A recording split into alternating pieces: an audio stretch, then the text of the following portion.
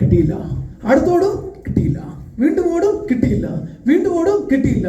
വീണ്ടും ഓടും, കിട്ടിയില്ല. ഇവിടുന്ന് തെറി കേട്ട് അവസാനം ഒരു ഇരിപ്പുണ്ട്. ഇപ്പൊ മാനിനൊന്നും പുലി ഒരു നിലയും വിലയില്ല, ഇല്ലേ? നമ്മള് കണ്ണി കണ്ടവന്റെ പുറകെ ഓടിക്കൊണ്ടിരിക്കുക. ആരുടെ പുറകെയാണ് ഓടുന്നറിയില്ല. ആ മാനിനെ കിട്ടില്ലപ്പോൾ അടുത്തന്റെ പുറകെ ഇടും, അടുത്തന്റെ പുറകെ ഇടും, അടുത്തന്റെ പുറകെ ഇടും. നിങ്ങൾ കാണുന്നതിന്റെ 90% നിങ്ങളുടെ കസ്റ്റമർ അല്ലാത്തവരെയാണ്. നിങ്ങൾ കാണാൻ പാടില്ലാത്ത ആളുകളെയാണ്. അപ്പൊ ഒരു സെയിൽസ്മാന്റെ സ്കിൽ എന്ന് വെച്ചാൽ റിസൾട്ട് മേക്കിംഗ് എബിലിറ്റിയാണ്. 100 ആളുടെ പുറകെ ഓടലല്ല സെയിൽസ്.